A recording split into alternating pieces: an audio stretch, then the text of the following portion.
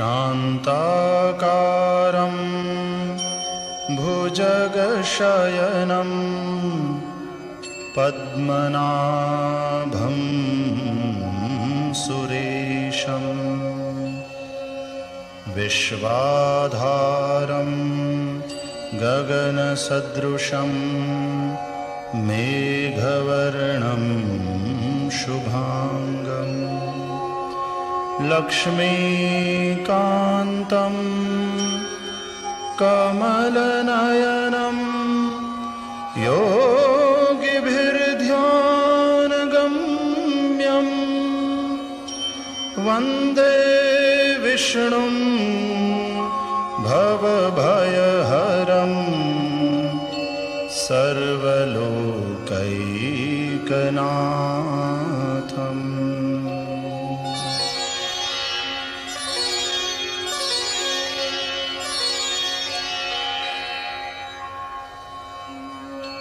ओम श्री परमात्मने नमः। अथ श्री विष्णु सहस्रनाम स्तोत्रम् यस्य स्मरणमात्रेण जन्म संसार बन्धनात् विमुच्यते। नमस्तस्मै विष्णवे प्रभविष्णवे। नमः समस्तभूतानां आदिभूताय भूभृते अनेकरूपरूपाय विष्णवे प्रभविष्णवे। वैशम्पायन उवाच श्रुत्वा धर्मान् शेषेण पावनानि च सर्वशः युधिष्ठिरः शान्तनवं पुनरेवाभ्यभाषत। युधिष्ठिर उवाच किमेकं दैवतं लोके किं वाप्येकं परायणं स्तुवन्तः कं कमर्चन्तः प्राप्नुयुर्मानवाः शुभम्। को धर्मः सर्वधर्माणां भवतः परमो मतः किं जपन्मुच्यते जन्तुर्जन्म संसार बन्धनात्। भीष्म उवाच जगत्प्रभुं देवदेवम् अनन्तं पुरुषोत्तमं स्तुवन्नाम सहस्रेण पुरुषः सततोत्थितः। तमेव चार्चयन् नित्यं भक्त्या पुरुषमव्ययं ध्यायन् स्तुवन् नमस्यंश्च यजमानस्तमेव च। अनादिनिधनं विष्णुं सर्वलोकमहेश्वरं लोकाध्यक्षं स्तुवन्नित्यं सर्वदुःखातिगो भवेत्। ब्रह्मण्यं सर्वधर्मज्ञं लोकानां कीर्तिवर्धनं लोकनाथं महद्भूतं सर्वभूतभवोद्भवम्।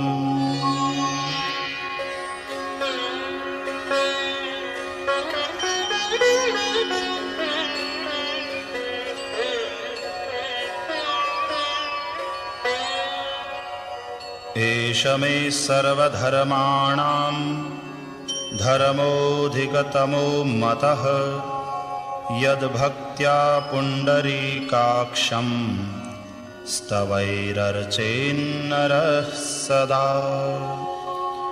परमं यो महत्तेजः परमं यो महत्तपः परमं यो महद्ब्रह्म परमं यः परायणम्। पवित्राणां पवित्रं यो मङ्गलानां च मङ्गलम् दैवतं देवतानां च भूतानां यो व्ययः पिता। यतः सर्वाणि भूतानि भवन्त्यादियुगागमे यस्मिंश्च प्रलयं यान्ति पुनरेव युगक्षये।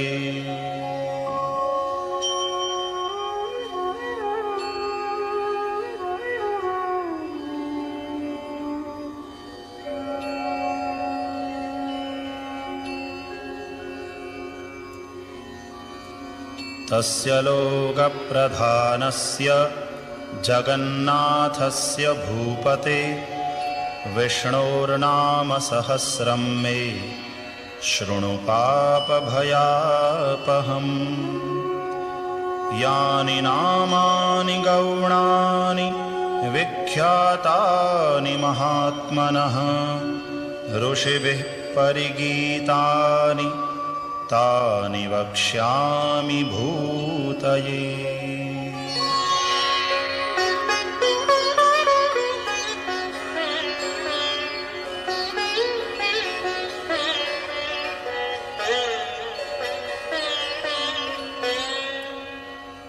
ॐ विश्वं विष्णुर्वषट्कारो भूतभव्यभवत्प्रभुः भूतकृद्भूतभृद्भावो भूतात्मा भूतभावनः।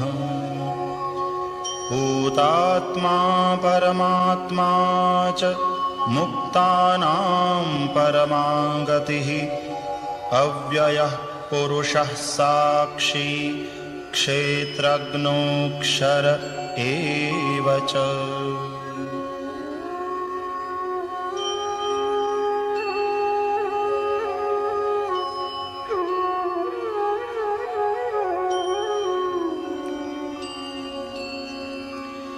योगो योगविदां नेता प्रधानपुरुषेश्वरः नारसिंहवपुः श्रीमान् केशवः पुरुषोत्तमः। सर्वः शर्वः शिवः स्थाणुः भूतादिर्निधिरव्ययः सम्भवो भावनो भर्ता प्रभवः प्रभुरीश्वरः। स्वयंभूः शम्भुरादित्यः पुष्कराक्षो महास्वनः अनादिनिधनो धाता विधाता धातुरुत्तमः। अप्रमेयो ऋषिकेशः पद्मनामोऽमरप्रभुः विश्वकर्मा मनुस्त्वष्टा स्थविष्ठः स्थविरो ध्रुवः।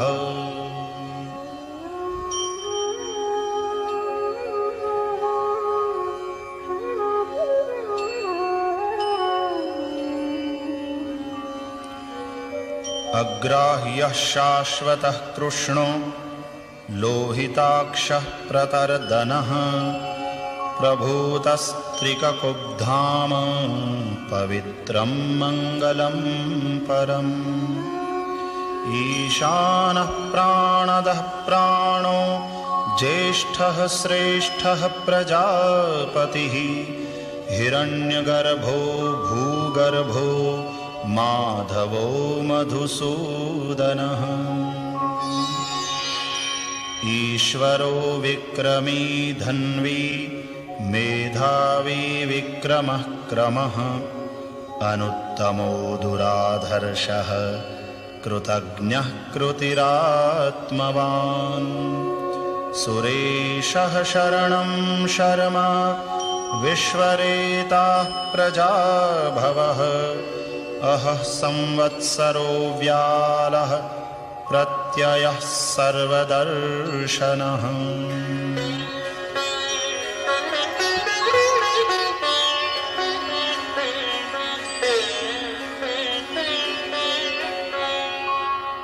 अजः सर्वेश्वरः सिद्धः सिद्धिः सर्वादिरच्युतः वृषा कपिरमेयात्मा सर्वयोगविनिःसृतः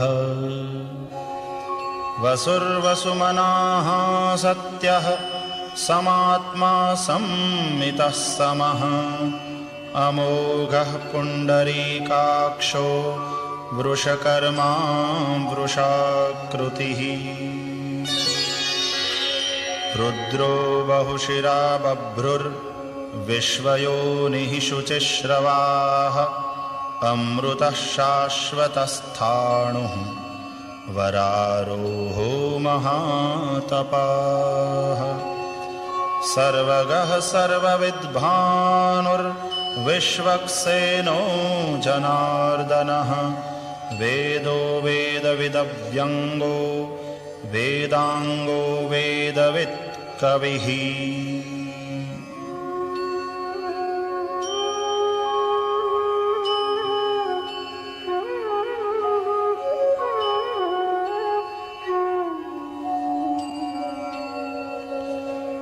लोकाध्यक्षः सुराध्यक्षो धर्माध्यक्षः कृताकृतः चतुरात्मा चतुर्व्यूहः चतुर्द्रंष्ट्रश्चतुर्भुजः भ्राजिष्णुर्भोजनं भोक्ता सहिष्णुर्जगदादिजः अनघो विजयो जेता विश्वयोनिः पुनर्वसुः उपेन्द्रो वामनः प्रांशुः अमोघः शुचिरूर्जितः अतीन्द्रः संग्रहः सर्गो धृतात्मा नियमो यमः वेद्यो वैद्यः सदा योगी वीरः माधवो मधुः अतीन्द्रियो महामायो महोत्साहो महाबलः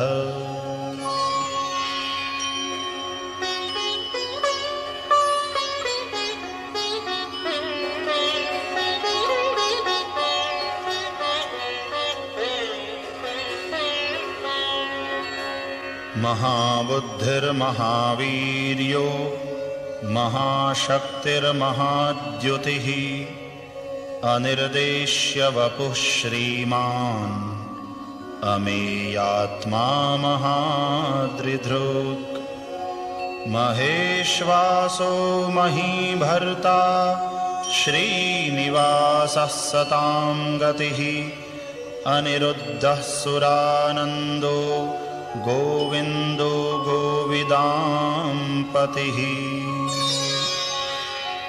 मरीचिर्दमनो हंसः सुपर्णो भुजगोत्तमः हिरण्यनाभः सुतपाः पद्मनाभः प्रजापतिः अमृत्युः सर्वदृक्सिंहः सन्धाता सन्धिमान् स्थिरः अजो दुर्मर्षणः शास्ता विश्रुतात्मा सुरारिहा।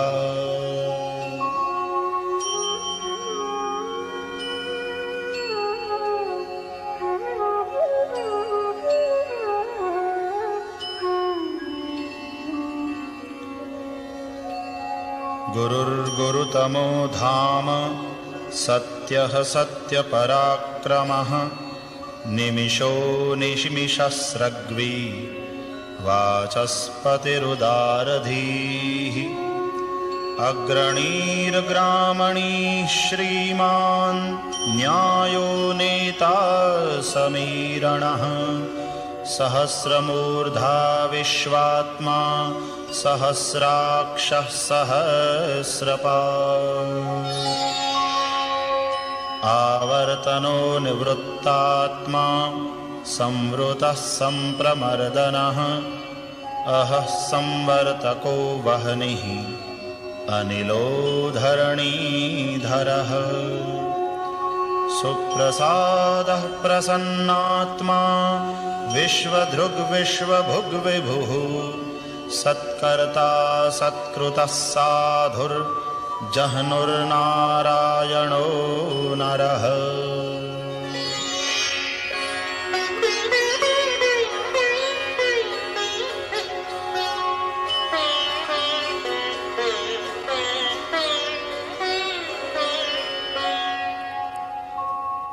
असंख्येयो प्रमेयात्मा विशिष्टः शिष्टकृच्छुचिः सिद्धार्थः सिद्धसंकल्पः सिद्धिदः सिद्धिसाधनः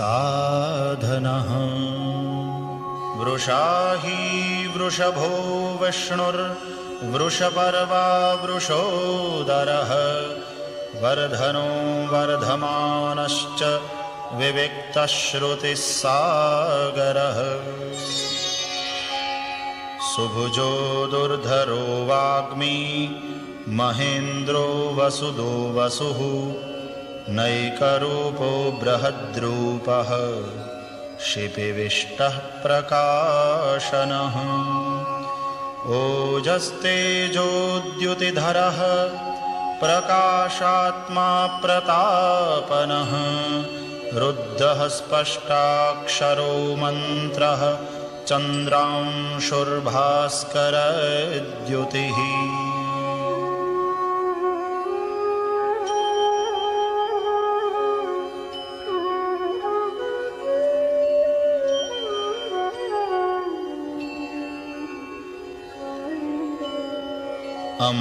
अमृतांशूद्भवो भानुः शशबिन्दुः सुरेश्वरः औषधं जगतः सेतुः सत्यधर्मपराक्रमः भूतभव्यभवन्नाथः पवनः पावनो नलः कामः कामकृत्कान्तः कामः कामप्रदः प्रभुः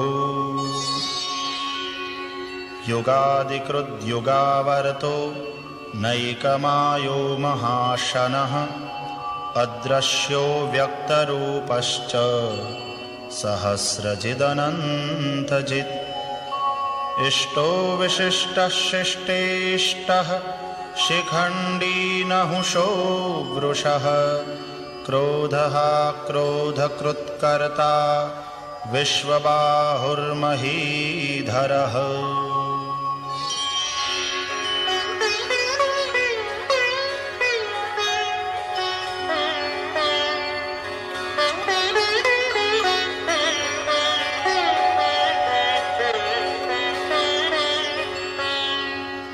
अच्युतः प्रथितः प्राणः प्राणदो वासवानुजः अपान्निधिरधिष्ठानम् अप्रमत्तः प्रतिष्ठितः स्कन्दः स्कन्दधरो धुर्यो वरदो वायुवाहनः वासुदेवो बृहद्भानुः आदिदेवः पुरन्दरः अशोकस्तारणस्तारः शूरः शौरिर्जनेश्वरः अनुकूलः शतावर्तः पद्मी पद्मनिभीक्षणः पद्मनाभोरविन्दाक्षः पद्मगर्भः शरीरभृत् महर्धिरुद्धो वृद्धात्मा महाक्षो गरुडध्वजः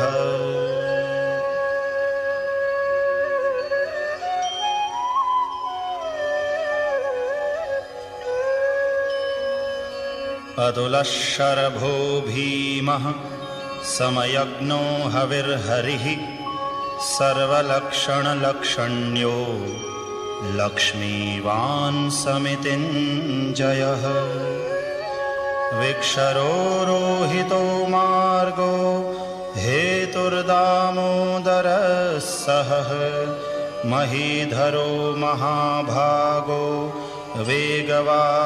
वेगवानमिताशनः उद्भवः क्षोभणो देवः श्रीगर्भः परमेश्वरः करणं कारणं कर्ता विकर्ता गहनो गुहः व्यवसायो व्यवस्थानः संस्थानस्थानदो ध्रुवः परर्धिः परमः स्पष्टः तुष्टः पुष्टः शुभेक्षणः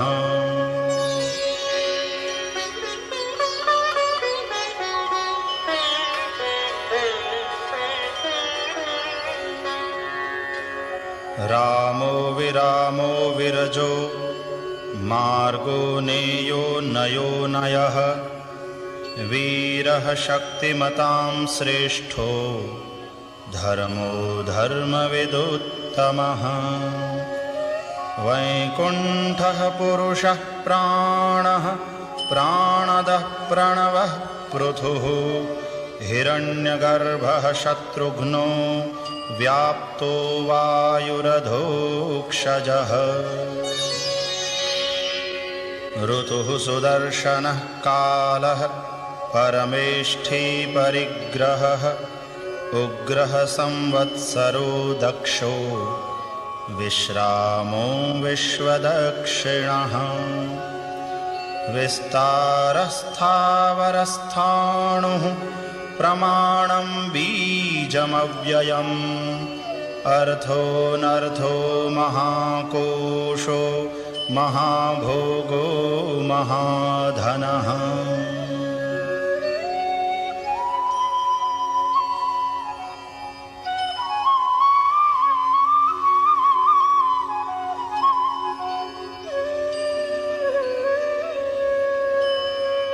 अनिर्विण्णः स्थविष्ठो भुर्धर्मयूपो महामखः नक्षत्रनेमिर्नक्षत्री क्षमः क्षामः समीहनः यज्ञ इज्यो महेज्यश्च क्रतुः सत्रं सतां गतिः सर्वदर्शी विमुक्तात्मा सर्वज्ञो ज्ञानमुत्तमम् सुव्रतः सुमुखः सूक्ष्मः सुघोषः सुखदः सुहृत् मनोहरोजितक्रोधो वीरबाहुर्विदारणः स्वापनः स्ववशो व्यापी नैकात्मानैककर्मकृत् वत्सरो वत्सलो वत्सी रत्नगर्भो धनेश्वरः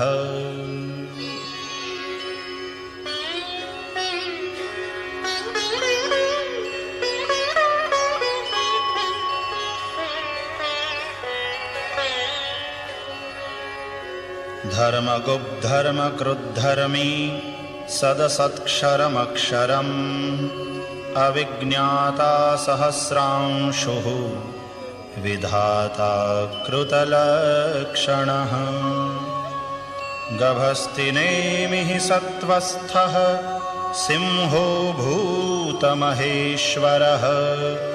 आदिदेवो महादेवो देवेशो देवभृद्गुरुः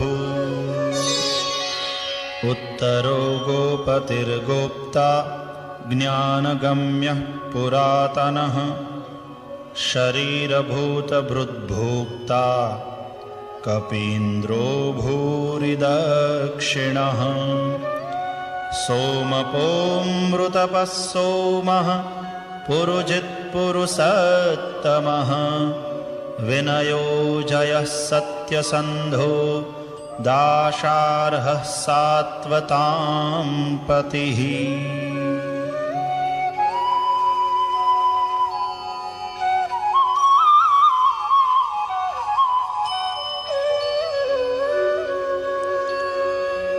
जीवो विनयिता साक्षी मुकुन्दो मितविक्रमः अम्भो निधिरनन्तात्मा महोदधिशयोऽन्तकः अजो महार्हः स्वाभाव्यो जितामित्रः प्रमोदनः आनन्दो नन्दनो नन्दः सत्यधर्मा त्रिविक्रमः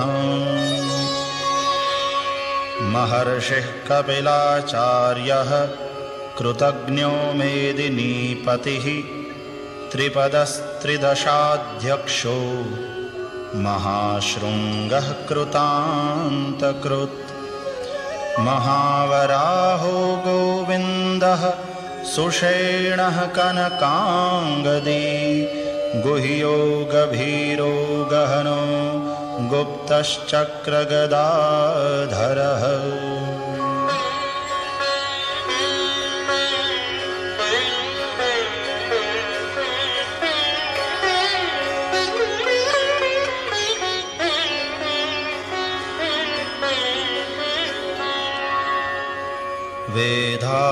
वेदास्वाङ्गोजितः कृष्णो दृढः सङ्कर्षणोच्युतः वरुणो वारुणो वृक्षः पुष्कराक्षो महामनाः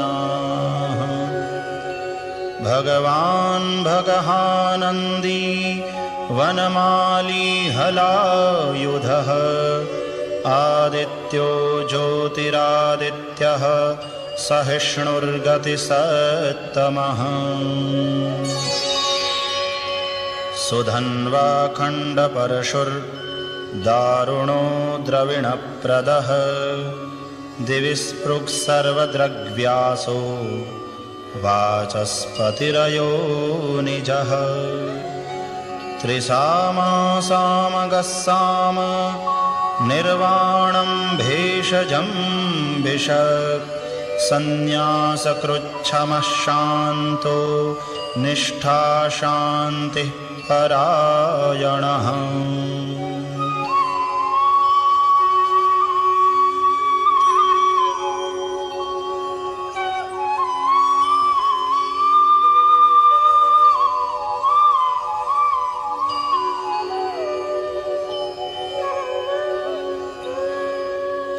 शुभांगः शान्तिदः स्रष्टा कुमुदः कुवलेशयः गोहितो गोपतिर्गोप्ता वृषभाक्षो वृषप्रियः अनिवर्ते निवृत्तात्मा संक्षेप्ताक्षेमकृच्छिवः श्रीवत्सवक्षाः श्रीवासः श्रीपतिः श्रीमताम्बरः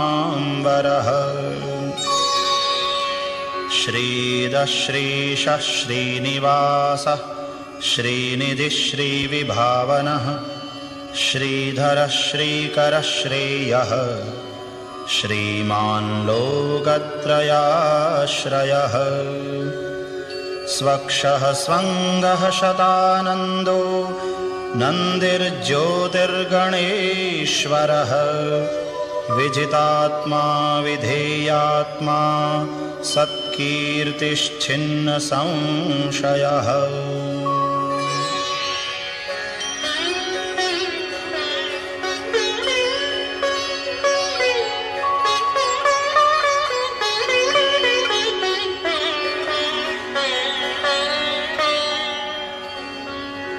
उदीर्णः सर्वतश्चक्षुः अनीशः शाश्वतस्थिरः भूषयो भूषणो भूतिः विशोकः शोकनाशनः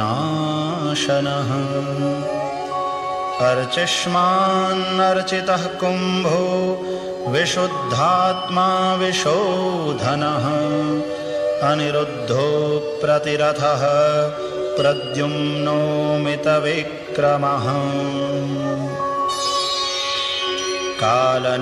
कालनेमिनिहावीरः शौरिः शूरजनेश्वरः त्रिलोकात्मा त्रिलोकेशः केशवः केशिहा हरिः कामदेवः कामपालः कामीकान्तः कृतागमः अनिर्देश्य वपुर्विष्णुर्वीरोऽनन्तो धनञ्जयः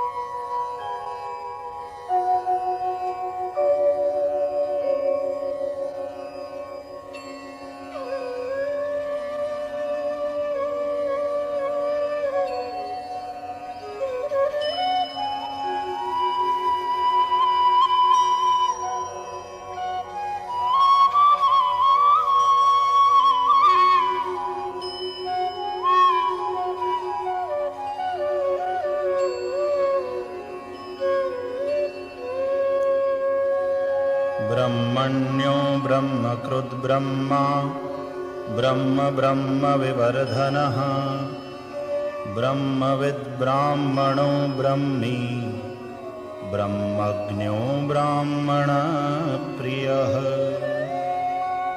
महाक्रमो महाकर्मा महातेजा महोरगः महाक्रतुर्महायज्वा महायज्ञो महाहविः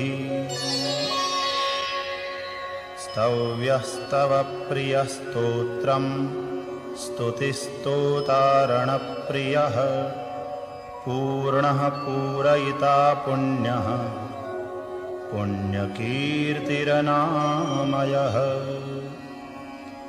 मनोजवस्तीर्थकरो वसुरेता वसुप्रदः वसुप्रदो वासुदेवो वसुर्वसुमनाहविः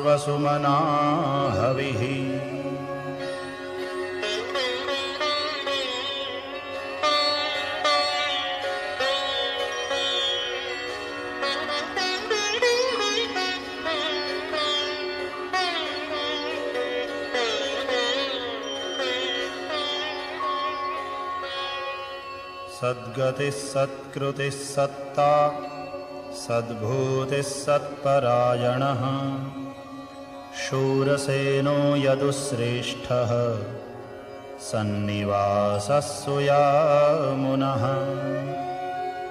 भूतावासो वासुदेवः सर्वासु निलयो नलः दर्पः दर्पदो द्रप्तो दुर्धरोऽधापराजितः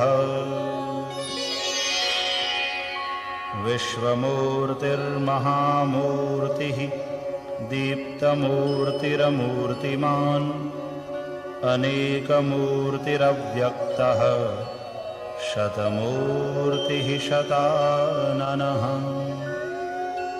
एको नैकः सवः कः किं यत्तत्पदमनुत्तमं लोकबन्धुर्लोकनाथो माधवो भक्तवत्सलः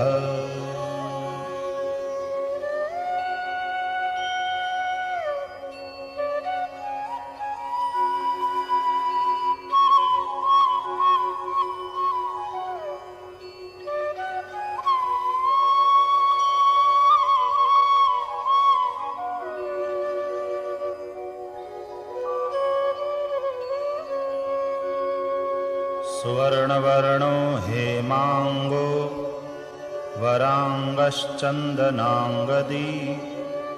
वीरहा विषमशून्यो घृताशीरचलश्चलः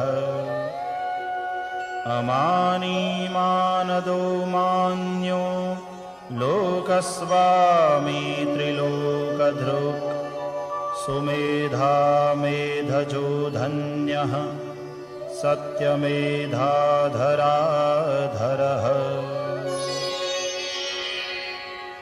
तेजो वृषोद्युतिधरः सर्वशस्त्रभृतांवरः प्रग्रहो निग्रहो व्यग्रो नैकशृङ्गो गदाग्रजः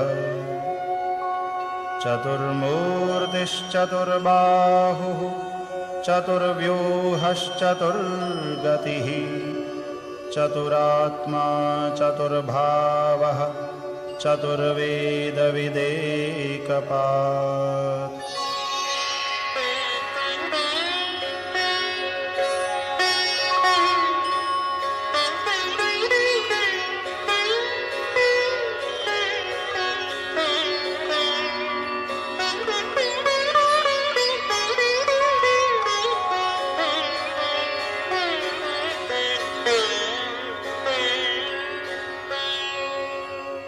समावर्तो निवृत्तात्मा दुर्जयो दुरतिक्रमः दुर्लभो दुर्गमो दुर्गो दुरावासो दुरारिः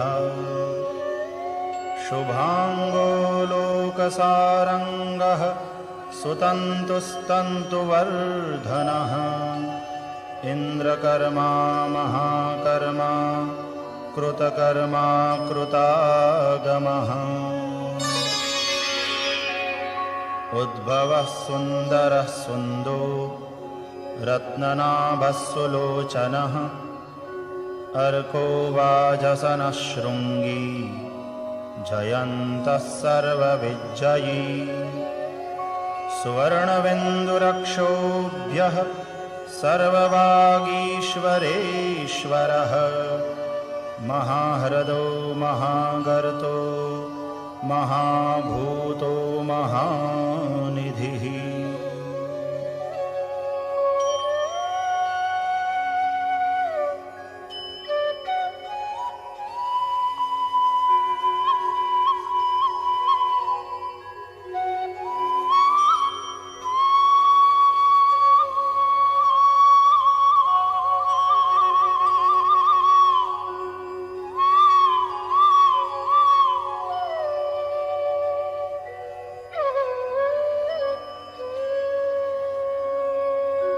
कुमुदः कुन्दरः कुन्दः पर्जन्यः पावनो निलः अमृतांशोऽमृतवपुः सर्वज्ञः सर्वतोमुखः सुलभः सुव्रतः सिद्धः शत्रुजिच्छत्रुतापनः न्यग्रोधोदुम्बरोऽश्वत्थश्चाणूरान्ध्रनिषूदनः सहस्रार्चिः सप्तजिह्वः सप्तैधाः सप्तवाहनः अमूर्तिरनघो चिन्त्यो भयकृद्भयनाशनः अणुर्बृहत्कृशः स्थूलो गुणभृन्निर्गुणो महान् अद्रुतस्वद्रुतस्वास्यः प्राग्वंशो वंशवर्धनः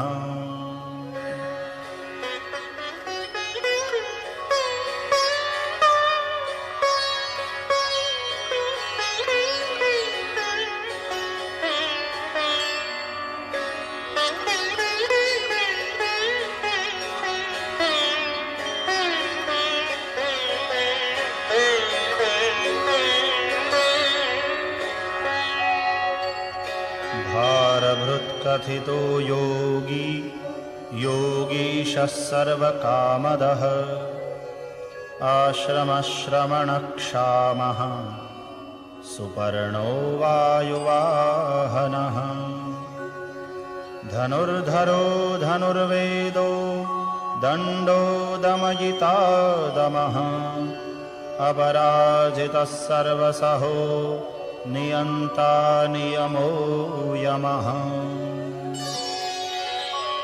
सत्त्ववान् सात्विकः सत्यः सत्यधर्मपरायणः अभिप्रायः प्रियार्होर्हः प्रियकृत्प्रीतिवर्धनः विहाय सगतिर्ज्योतिः सुरुचिर्हुतभुग्विभुः रविर्विरोचनः सूर्यः सविता रविलोचनः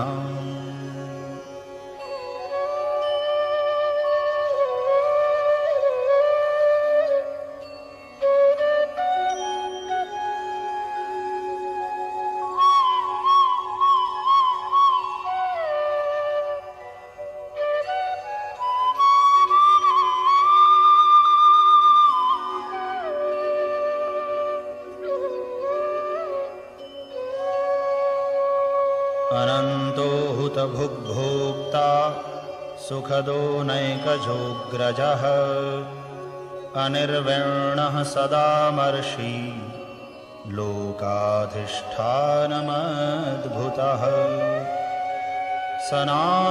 सनातनतमः कपिलः कपिरव्ययः स्वस्तिदः स्वस्तिकृत् स्वस्ति स्वस्ति भुक् स्वस्ति दक्षिणः अरौद्रः कुण्डलीचक्री विक्रम्योर्जितशासनः शब्दातिगः शब्दसहः शिशिरः शर्वरीकरः अक्रूरः पेशलो दक्षो दक्षिणः क्षमिणाम्बरः विद्वत्तमो वीतभयः पुण्यश्रवणकीर्तनः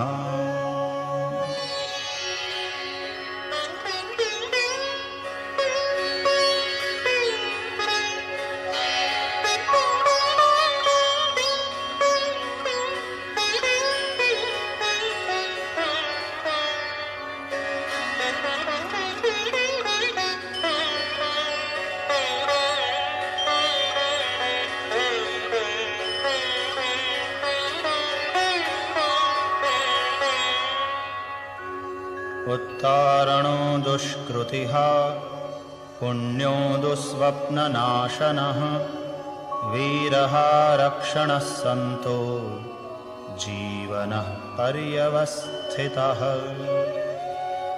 अनन्तरूपोऽनन्तश्रीः जितमन्युर्भयापहः चतुरस्रो गभीरात्मा विदिशो व्यादिशो दिशः अनादिर्भूर्भुवो लक्ष्मीः सुवीरो रुचिराङ्गदः जननो जनजन्मादिर्भीमो भीमपराक्रमः आधारनिलयो धाता पुष्पहासः प्रजागरः ऊर्ध्वगः सत्पथाचारः प्राणदः प्रणवः पणः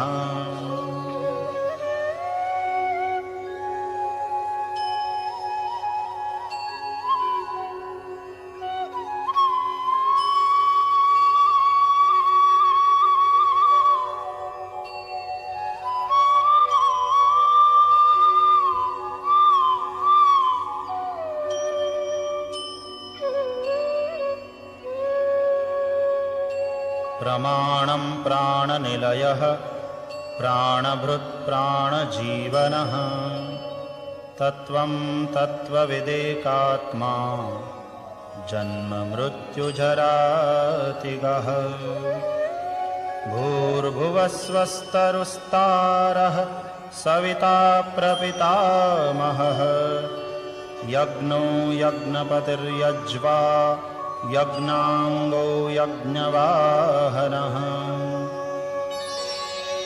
यज्ञभृद्यज्ञकृद्यज्ञी यज्ञभुग्यज्ञसाधनः यज्ञान्तकृद्यज्ञगुह्यम् अन्नमन्नादयेव च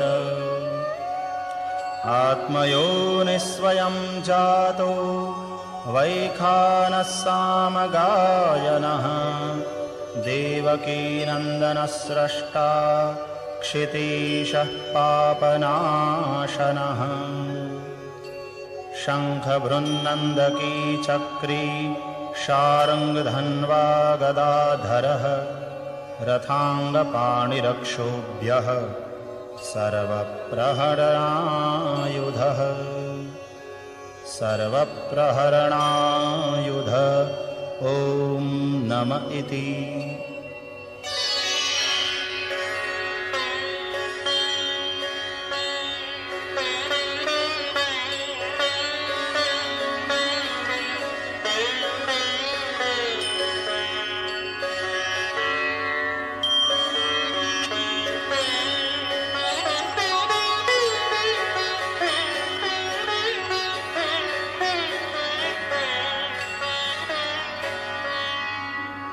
इतीदं कीर्तनीयस्य केशवस्य महात्मनः नाम्नां सहस्रं दिव्यानाम् अशेषेण प्रकीर्तितम् य इदं शृणुयान्नित्यं यश्चापि परिकीर्तयेत् नाशुभं प्राप्नुयात् किञ्चित् सोमुत्रेह च मानवः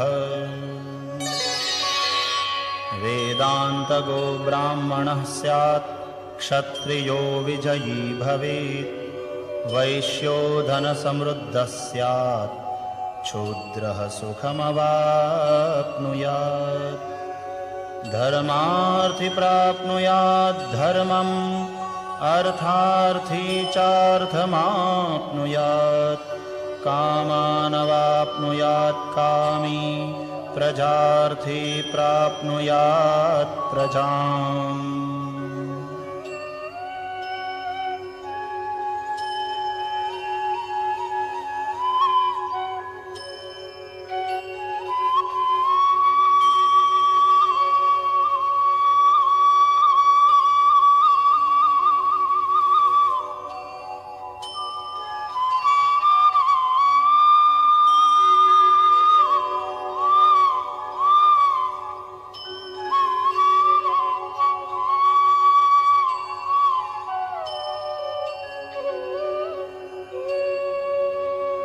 भक्तिमान्यः सदोत्थाय शुचिस्तद्गतमानसः सहस्रं वासुदेवस्य नाम्नामेतत्प्रकीर्तये यशः प्राप्नोति विपुलं ज्ञातिप्राधान्यमेव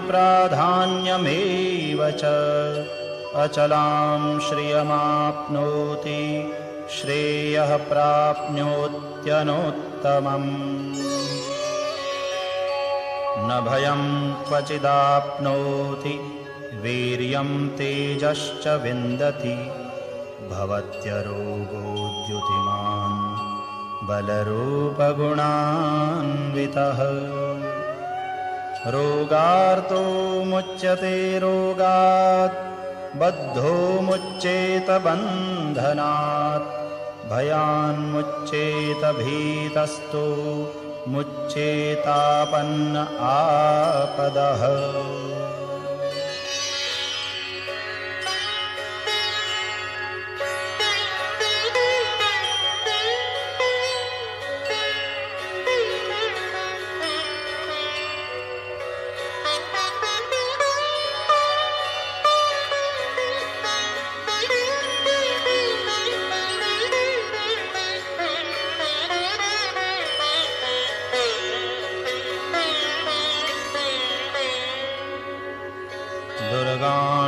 दुर्गाण्यतितरत्याशु पुरुषः पुरुषोत्तमं स्तुवन्नाम सहस्रेण नित्यं भक्तिसमन्वितः वासुदेवाश्रयो मर्त्यो वासुदेवपरायणः सर्वपापविशुद्धात्मा याति ब्रह्म सनातनम्। न वासुदेवभक्तानाम् अशुभं विद्यते क्वचित् जन्म मृत्युजरा व्याधि भयं नैवोपजायते। इमं स्तवमधीयानः श्रद्धा भक्तिसमन्वितः युज्येतात्मसुखक्षान्ति श्रीधृतिस्मृतिकीर्तिभिः।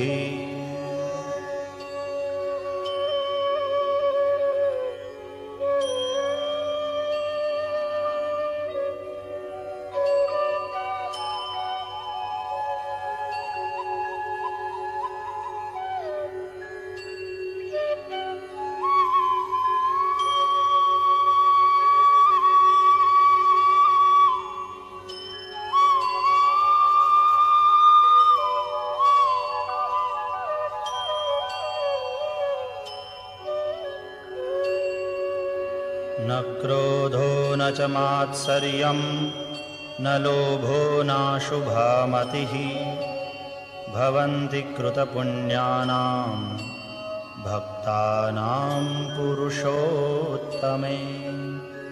द्यौः स चन्द्रार्कनक्षत्रा खं दिशो भुर्महोदधिः वासुदेवस्य वीर्येण विधृतानि महात्मनः। ससुरासुरगन्धर्वं सयक्षोरगराक्षसं जगद्वशे वर्ततेदं कृष्णस्य सचराचरम्। इन्द्रियाणि मनोबुद्धिः सत्त्वं तेजो बलं धृतिः वासुदेवात्मकान्याहुः क्षेत्रं क्षेत्रज्ञ एव च।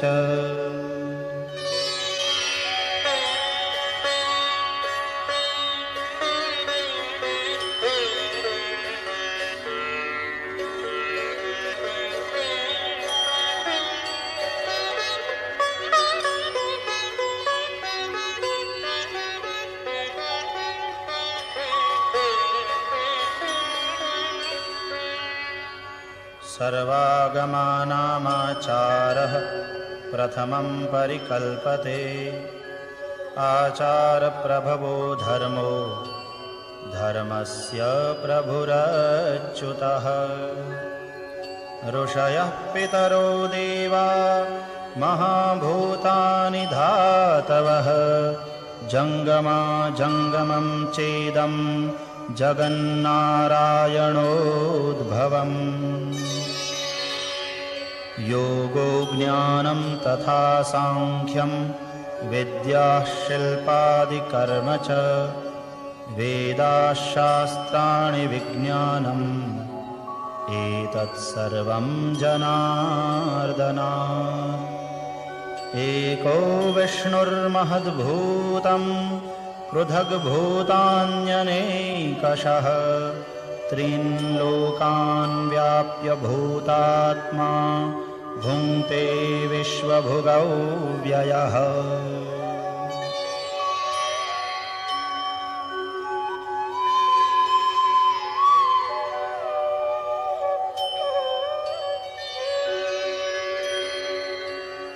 इमं स्तवं भगवतो विष्णोर्व्यासेन कीर्तितं पठेद्य इच्छेत् पुरुषः श्रेयः प्राप्तुं सुखानि च।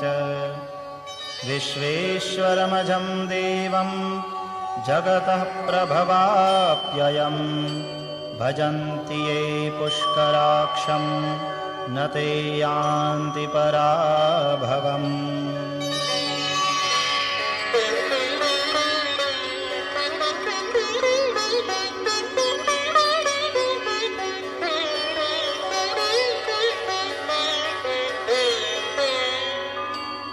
ॐ तत्सदिति श्रीमहाभारते शतसाहस्र्यां संहितायां वैयासिक्याम् आनुशासनिके पर्वणि भीष्मयुधिष्ठिरसंवादे श्रीविष्णोर्दिव्यसहस्रनामस्तोत्रम्।